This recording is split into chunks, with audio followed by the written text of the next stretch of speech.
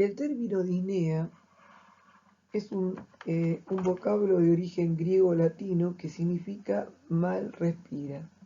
Desde el punto de vista clínico, se define como una sensación desagradable y dificultosa de la respiración. Es decir, esa sensación de falta de aire llega al plano de la conciencia, un acto que habitualmente, el de respirar, que normalmente no lo es. La disnea es un síntoma frecuente, motivo de consulta, que debe ser adecuadamente interpretado para determinar su origen.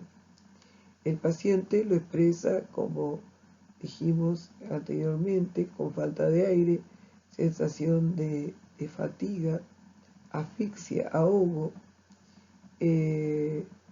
insuficiente penetración del aire en los pulmones. También puede aparecer el término de opresión torácica o agitación. A estos fenómenos subjetivos se le van a agregar otros objetivos o signos que el médico debe saber reconocer, lo que vamos a ver más adelante. Estos signos asociados son la alteración de la frecuencia respiratoria, podríamos hablar de taquipnea o bradipnea, alteraciones de la profundidad, hipernea, si hay aumento, hipopnea, disminución, y alteraciones de las fases respiratorias, que puede ser una idea inspiratoria por obstrucción laringea o traqueal, que está acompañado de cornaje o estridor o tiraje. En el caso del cornaje y el estridor es una inspiración ruidosa, y en el caso del tiraje puede comprometer la depresión de la fosa supraclavicular, supraesternal y los espacios intercostales y epigástricos, y esto se produce por el aumento de la presión negativa intratorácica. También la disnea puede ser expiratoria, como pasa en el asma bronquial, que también va a estar acompañada de ronquis y sibilancias. Con respecto a su etiopatogenia, lo que se puede constatar es una disminución de la reserva respiratoria, o por aumento de la ventilación pulmonar, o por una disminución de la capacidad vital. En cuanto al aumento de la ventilación pulmonar, las causas pueden ser fisiológicas o patológicas. En el caso de las fisiológicas está el ejercicio, la emoción, la altura, y con respecto a las patológicas, la anemia, la acidosis, el hipertiroidismo y la psiconeurosis.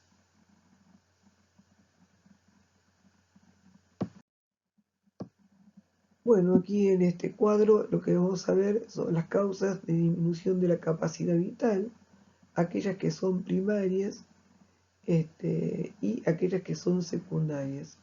En cuanto a las primarias, toda patología que provoca obstrucción de las vías aéreas respiratorias, como el asma, el enfisema, las bronconeumonías y atelectasias y fibrosis pulmonar, como así también los derrames, los tumores, el TEP. Hay una gran diversidad de patologías que puede provocar disminución de la capacidad vital. Y en cuanto a las secundarias, la insuficiencia cardíaca, las deformaciones torácicas, como los dolores torácicos, pueden dar disminución de la capacidad vital. En cuanto a la obesidad, lo que podemos observar que es un paciente que tiene una mala mecánica ventilatoria debido a una dificultad en el ascenso y descenso, es decir, de la basculación del diafragma debido a la obesidad central. Y otro caso sería la elevación del diafragma por aumento de la presión abdominal.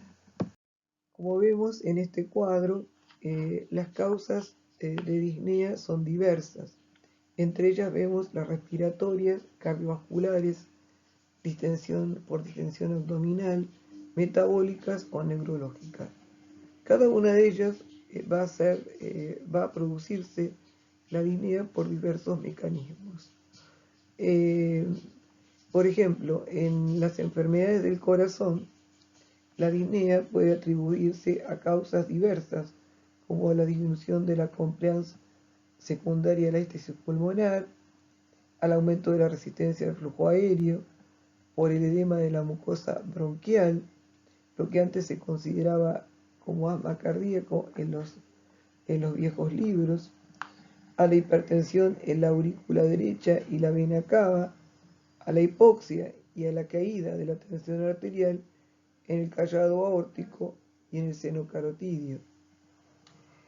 En cuanto a diversas situaciones en las cuales se produce un aumento de la distensión abdominal, como por ejemplo la visceromegalia o el meteorismo, la citis o la obesidad, el mecanismo principal para producir la disnea va a ser la compresión que produce el aumento del diámetro abdominal sobre el diafragma, dificultando la basculación correcta, o decir, el descenso y el ascenso del diafragma en forma correcta. Es decir, hablamos de una mala mecánica ventilatoria. En este caso no hay una alteración directa respiratoria, sino una mala mecánica ventilatoria. Es decir, el paciente no puede respirar, es decir, hacer los movimientos respiratorios en forma adecuada y sin dificultad. En cuanto a las causas neurológicas, van a ser por otro mecanismo, un mecanismo central.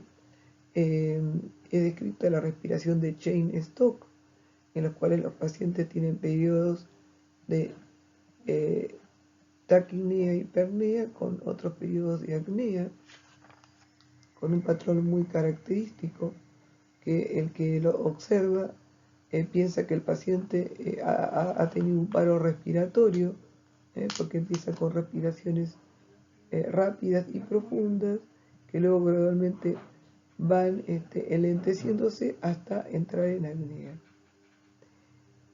También hay que tener en cuenta, digamos, las situaciones de angustia o de estrés que también pueden provocar disnea, pero siempre debemos tener como esta causa como la última a considerar. Siempre hay que descartar causas verdaderamente orgánicas que pueden llegar a comprometer la vida de nuestro paciente. Bueno, existe una clasificación funcional de la New York Heart Association en la cual lo que vamos a evaluar justamente es la intensidad de esta disnea y cómo contribuye o no a dificultar las actividades de la vida diaria. Fíjense que en la clase 1 no habría limitación en la actividad física, ¿sí? No existiría ningún tipo de problema. En la 2, con ligera limitación de la actividad física, pero la disnea con esfuerzos intensos, que después vamos a hablar en la próxima con respecto a qué se considera disnea con esfuerzos intensos. En la 3, la actividad física que puede realizarse es inferior a la habitual, limitada por la disnea.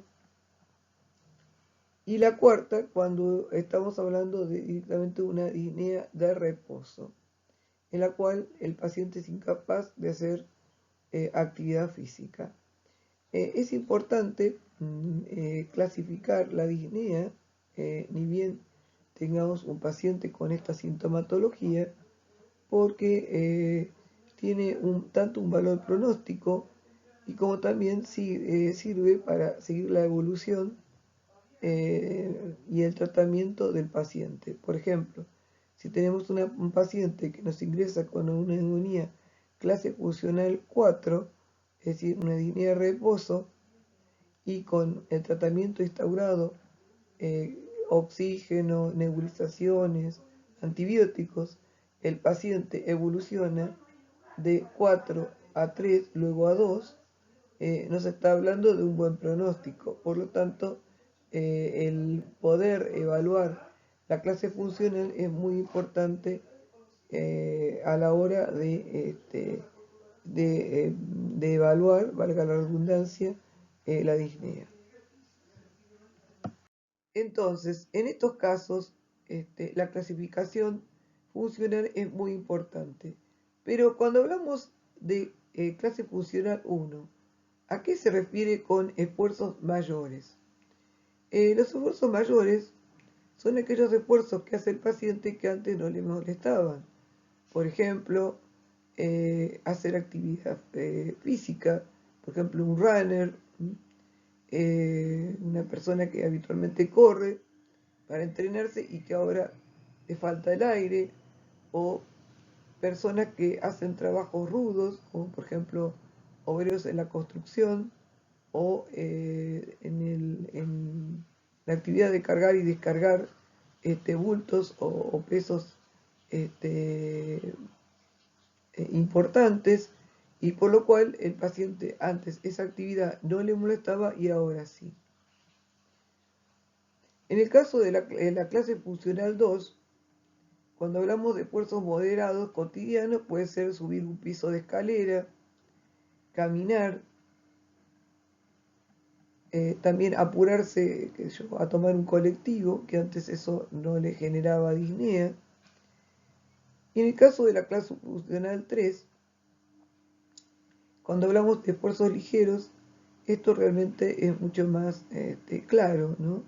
El paciente siente dificultad para hablar, para comer, para vestirse, es decir, para hacer las actividades diarias. O, por ejemplo, irse a duchar. Y en el caso de la clasificación grado 4, es cuando el paciente está verdaderamente en reposo, acostado en su cama, tranquilo o sentado, y que en esas condiciones aparece la disnea. Es muy importante a la hora de saber la causa o el origen de la disnea y poder tener una buena aproximación diagnóstica o diagnóstico probable, hacerlo al lado del paciente, es decir, al lado de la cabecera de la cama del paciente o en la consulta con el mismo en forma ambulatoria. Y uno se debe preguntar, ¿cuándo inició su sintomatología? ¿Qué signos lo acompañan? El paciente está taquineico, taquicárdico, tiene edemas. También nos tenemos que preguntar, ¿cuándo apareció esta disnea? Si es una disnea súbita, paroxística, es decir, que apareció en un determinado momento en forma aislada, o fue una disnea progresiva en semanas o días. También nos tenemos que preguntar, entonces, ¿la disnea va a ser aguda, subaguda o crónica? Son muchas de las preguntas que nos tenemos que hacer cuando hablamos con el paciente y tomamos nota para poder evaluar este síntoma. Es con el paciente que nos tenemos que preguntar, con el paciente ambulatorio o internado, al lado de la cabecera de la cama del paciente, ¿cuándo inició su sintomatología? ¿Qué signos la acompañan? ¿Está taquicárdico? ¿Tiene edemas? ¿Cuál fue la forma de aparición de este síntoma? ¿En forma progresiva, paroxística o súbita? Y entonces podemos preguntarnos, ¿la disnea es aguda, sutaguda o crónica? Son muchas de las preguntas que tenemos que hacernos para evaluar el origen de la disnea y sacar por lo menos una aproximación diagnóstica o un diagnóstico probable de lo que le está pasando a nuestro paciente. En cuanto a la forma de aparición de la disnea, la ortognea es la disnea que aparece en decúbito dorsal, es decir, en decúbito horizontal, y mejora con la posición erecta, es decir, que el paciente se tiene que sentar en la cama. Esto es típico que aparezca en los pacientes con insuficiencia cardíaca izquierda grave. En el caso de la disnea paroxística nocturna, es una disnea que aparece 1 o 2 horas después de conciliar el sueño, despierta al paciente con sensación de ahogo y la obliga a incorporarse en búsqueda de alivio.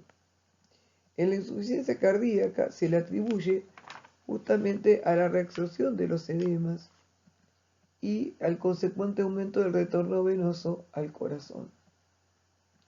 En los casos en que se presenta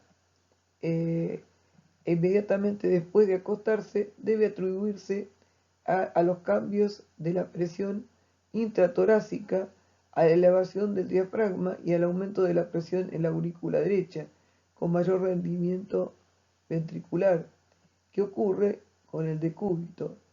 Pero en otros casos, como en el asma bronquial, la causa es el broncoespasmo o lo que se le llama el asma nocturno. En cuanto a la trepopnea, es una condición en la cual el paciente va a presentar un decúbito obligado, el decúbito lateral del lado del derrame, para evitar así el dolor y también la molestia respiratoria, ya que al ponerse en esa posición lo que hace es aumentar la exclusión diafragmática del lado sano, es decir, del pulmón que no está comprometido. En el caso de la platicnea, es una disnea que empeora estando de pie y mejora estando acostado. Hay que sospecharla en pacientes que tienen un síndrome hepatopulmonar, que es el resultado de la formación de dilataciones microscópicas o arterias venosas intrapulmonares en pacientes que tienen hipertensión portal. El mecanismo en realidad se desconoce, pero si uno tiene una presentación de disnea de estas características, uno tiene que pensar en esta etiología. Teniendo en cuenta estas preguntas que nos hacemos, podemos armar un cuadro que puede ser muy útil, en el cual teniendo estas preguntas en mente, podemos ver que ciertos diagnósticos pueden ser posibles de pensarlos como probables, teniendo en cuenta estas características principales más comunes. Por ejemplo, si la disnea se inició en forma súbita de repente y está acompañada con palpitaciones, taquicardia y dolor torácico, probablemente la primera posibilidad podría ser un infarto agudo de miocardio. Pero también en segunda o tercera posibilidad, también podríamos hablar de un TEP, de un tromboembolismo de pulmón o un ataque a arritmia. Si en el contexto de esta disnea súbita el paciente nos dice que hace muy poco tiempo que se operó, por ejemplo, de la próstata y que estuvo mucho tiempo encamado, uno hasta podría pensar de que el paciente en realidad lo que tiene es una disnea súbita secundaria a un tromboembolismo de pulmón, dado que el paciente tiene factores de riesgo para hacerlo por su tiempo prolongado en cama y si probablemente el paciente no recibió tratamiento tromboprofiláctico. En el caso de la disnea progresiva, que es un paciente que empieza con disnea durante días o semanas, que puede estar acompañado con o sin dolor torácico, podía ser un equivalente anginoso o un infarto subagudo no diagnosticado. También es un paciente que podría ser que estuviera generando un cuadro de insuficiencia cardíaca, que el paciente además de eso se agregaría edemas en miembros inferiores y asociado con disnea, uno probablemente podría pensar en que el paciente está haciendo una insuficiencia cardíaca. Si es la disnea es de predominio nocturno, si una disnea paroxística nocturna, probablemente podría ser una insuficiencia cardíaca que está descompensada, dado que el paciente en primer momento, el paciente puede referir edemas en miembros inferiores que se desaparecen con el descanso nocturno, asociado a ello nicturia, es decir, que el paciente tiene ganas de orinar durante la noche, lo despierta la necesidad de ir a orinar durante la noche.